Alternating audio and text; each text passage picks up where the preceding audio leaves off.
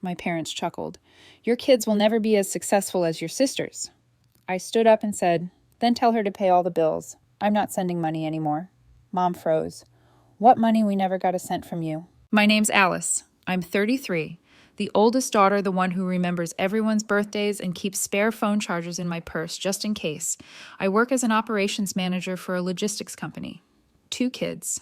Liam is 8 and collects rocks. June is 5 and believes Band-Aids cure feelings. I pay my bills on time. I label leftovers. I'm boring in the best way. Sunday night, we were at my parents' house for lasagna. The TV was on mute. My dad clicked a pen like it owed him money. My sister Ava lounged on the couch in her gym set, perfectly tan, scrolling. I was telling Mom about Liam's science fair volcano. She wasn't listening. She was watching Ava's phone like it was a movie. Dad chuckled and nudged Mom with his elbow.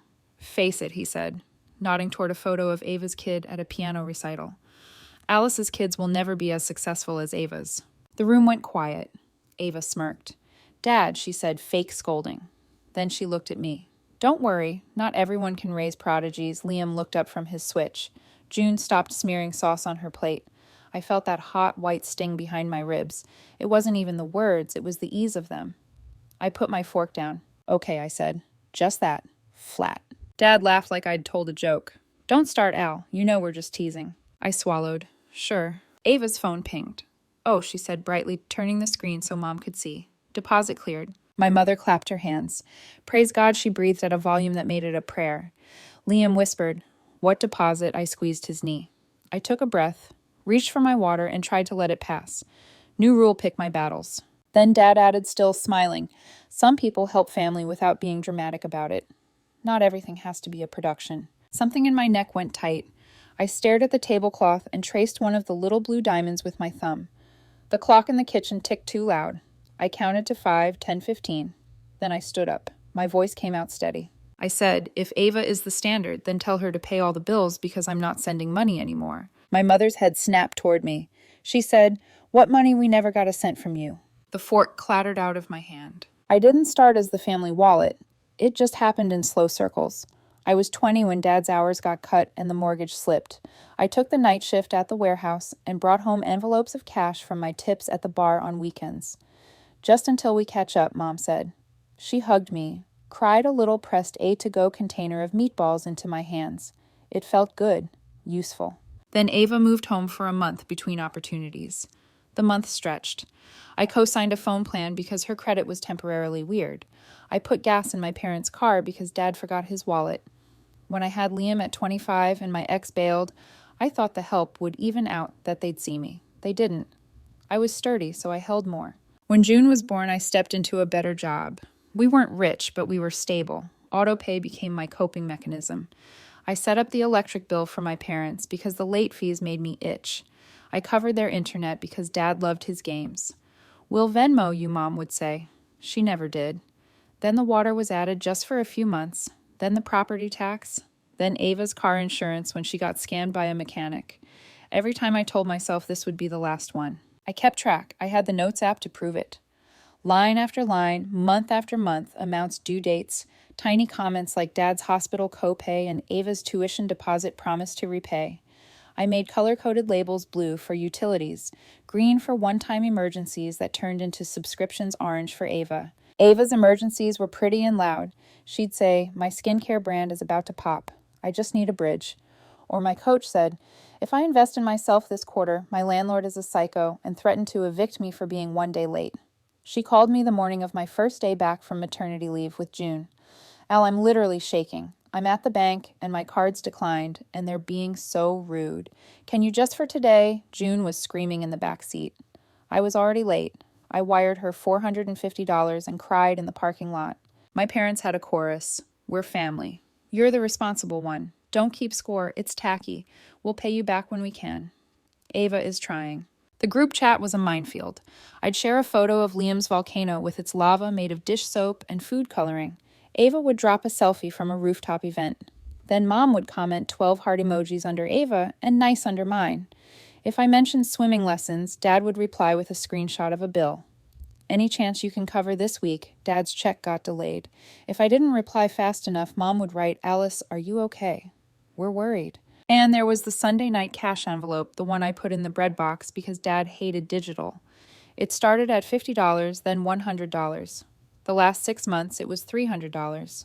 Folded once pressed under the plastic bag of hamburger buns. If I forgot, Mom would text me the next morning. Bread box was empty.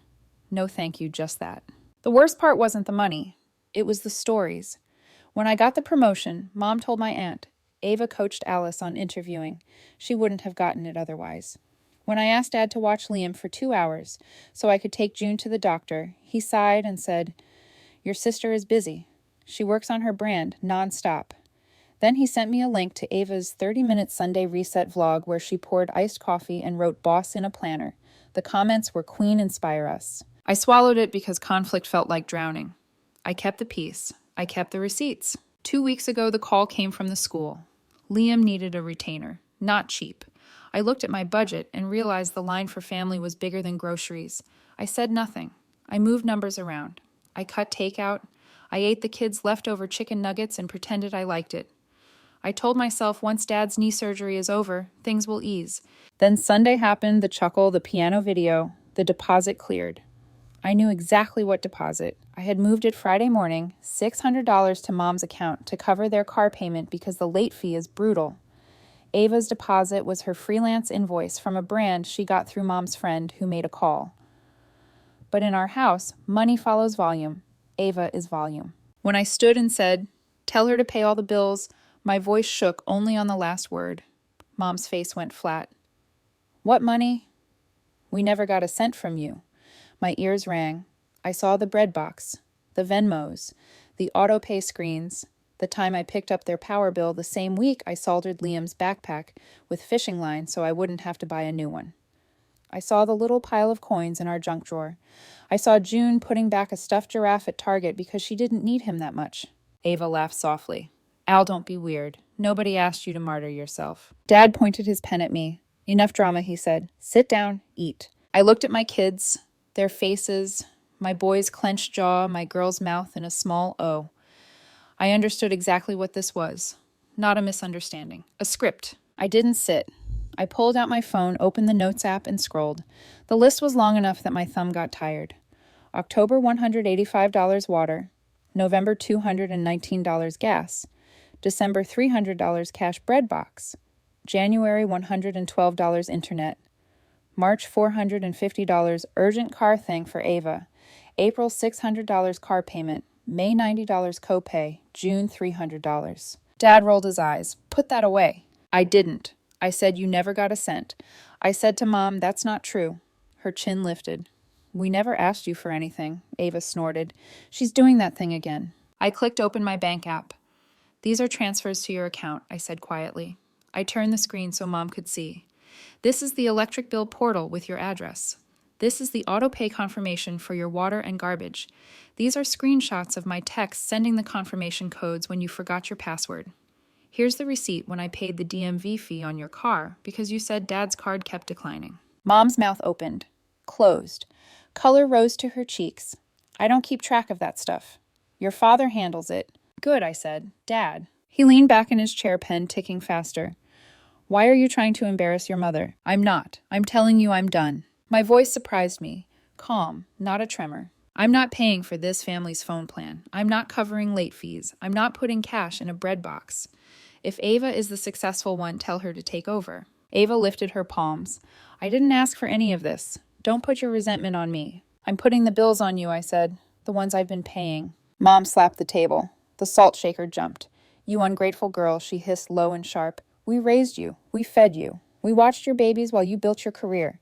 How dare you come into my house and accuse us?" "I watched you watch my babies 3 times last year," I said, "because I keep numbers when people use feelings like weapons.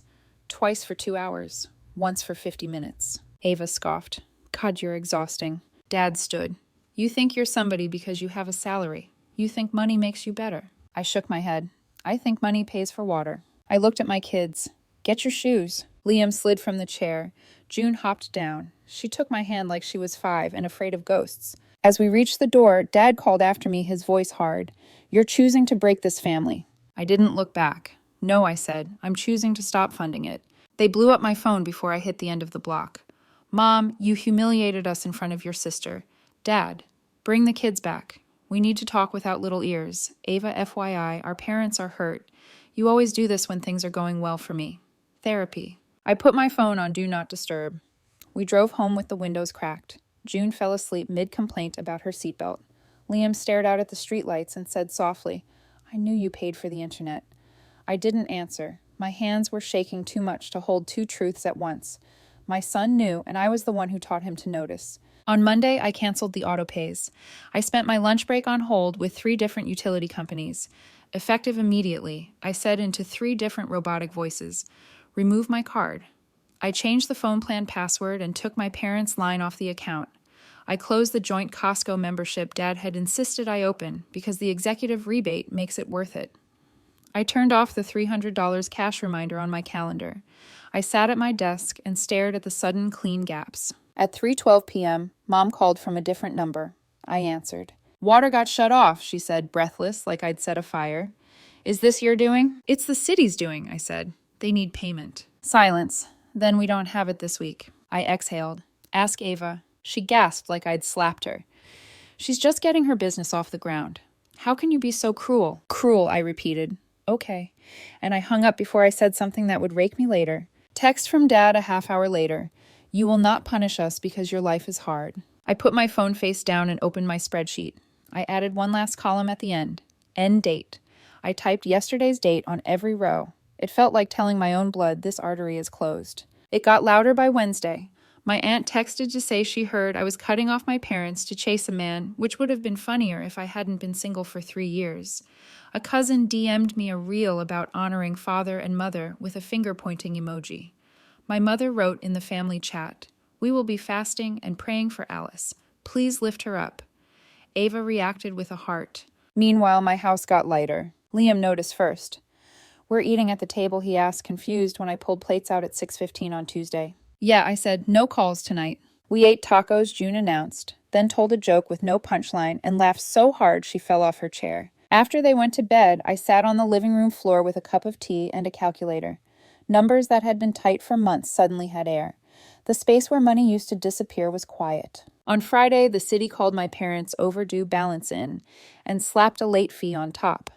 Mom texted me a photo of the shutoff notice and wrote, "This is on your conscience." I stared at it for a full minute. Then I put my phone down, went outside, and pulled weeds by the porch until my hands were black with soil. It felt like penance and relief at the same time. By week 2, the story started to crack. The neighbor posted on the neighborhood app about a generator humming all night at my parents' address. Someone asked if everything was okay. Aunt Lori wrote in the extended family chat, "Does anyone know why the internet at your parents' is down? I need Dad to send me the church bulletin file. No one tagged me. No one asked me." But in the separate cousin chat, yes, there are 3. My cousin Nadia messaged me privately. "Are you okay?" "Yeah," I said. "Good," she replied. "About time." The kids adjusted fast. Liam asked if he could sign up for chess club now that we weren't running errands for Grandpa after dinner. That one sat with me. How many afternoons had I dragged them to pay stations and pharmacies because a grown man forgot his wallet? The 3rd Sunday I stayed home. I told Mom we were starting a new ritual. Pancakes Library Park, no response. At noon, my doorbell rang. I opened it to find Ava on my stoop in sunglasses carrying a tote bag that said, "Girl Boss." Behind her, a man I didn't know leaned against a white SUV. She walked in like it was her house. "You've made your point," she said, dropping her sunglasses onto my counter. "Parents are stressed. It's not good for Dad's heart." "Mine either," I said. "You're being punitive. It's not a good look, especially on a single mom's salary." I raised an eyebrow. "I make more than you think." "Okay," she said, bored. "Then you can resume what you were doing before you had your little episode. I'll take over the phone plan. You handle the rest. Fair." I blinked. "No." She tilted her head. "Why are you doing this? You know they won't change." "I know," I said. "I'm changing." She laughed. "Fine," she said, grabbing her tote. "When Mom gets sick from the stress that's on you. And when Liam drops out of college because you can't afford tuition, remember who chose pride." It was so ridiculous I almost laughed. Instead, I said, "If college is a competition, maybe your prodigy can fund the scoreboard." She flinched just a flicker. Then she left. That night, Mom texted, "We're disappointed in you." Dad added, "You'll come around." Ava remembered to send the login for Netflix, then a wink emoji. I blocked Ava. I muted the thread. I turned off the lamp and let the dark sit with me like a friend. It didn't swallow me. It held. I wish I could say there was a grand apology. There wasn't. People who rewrite history don't suddenly run out of ink. What happened was smaller and truer. Dad called last week. No preamble. The water's back on, he said, rough. We figured it out. Good, I said after a beat. You don't have to, you know, he added. I know, I said. We'll manage, he said, like a dare. I hope so. Another beat. He cleared his throat. Your boy's chess trophy. That was something. I smiled where he couldn't see it. It was. We hung up. No sorry, no confession, but something unclenched in me. I had waited for them to see me and missed all the ways my kids already did. Sunday, I poured pancake batter into the pan, and June danced in the doorway in socks, almost slipping every time the dog wagged past her. Liam lined up his rocks on the windowsill in careful order. I looked at the two of them in my kitchen, with the sticky maple spot on the table, and the new plant slowly reaching for the window, and I realized I wasn't angry. I was done. I wrote one last note in the app. Final. The money stopped. The story didn't. That's okay. Then I wrote another line just for me. I will not be a wallet with a heartbeat. At church, Aunt Lori hugged me longer than usual and slipped a grocery store gift card into my hand for the kids' snacks. I almost told her we were fine. Then I saw her eyes. Not pity, not gossip, relief. Like someone else had been waiting for permission to stop performing. In the parking lot, Nadia waved from her car. Chess champ, she yelled to Liam. He blushed, grinning. On the drive home, June fell asleep with a pancake in her fist. Liam asked if we could go to the library. We did. We checked out a book about volcanoes and another about rock crystals. On the way out, I caught our reflection in the glass. Me with a tote full of library books, hair in a messy knot, tired eyes, my son carrying a stack like treasure, my daughter with syrup on her cheek. Not glamorous, not a brand, ours. That night, I sent Mom a photo of the kids in their pajamas, both holding up their library cards. I typed, "We're good. Love you." Then I put my phone face down and played Uno until bedtime. Here's the truth I keep now. Love isn't measured in invoices. Boundaries aren't cruelty. My kids don't need to be as successful as anyone. They need me present, not drained. They need lights that turn on because I paid for our home, not for a month. In the budgeting app, a month in the pink came with a surplus. I scheduled Liam's retainer. I signed June up for swim lessons. I bought fresh strawberries without checking the price twice. It feels small. It feels like oxygen. And when the group chat flares up with something loud and shiny and not mine, I let it scroll past me like weather. I make dinner. I label leftovers. I tuck two sleepy bodies into bed and whisper the only score that counts. You are loved.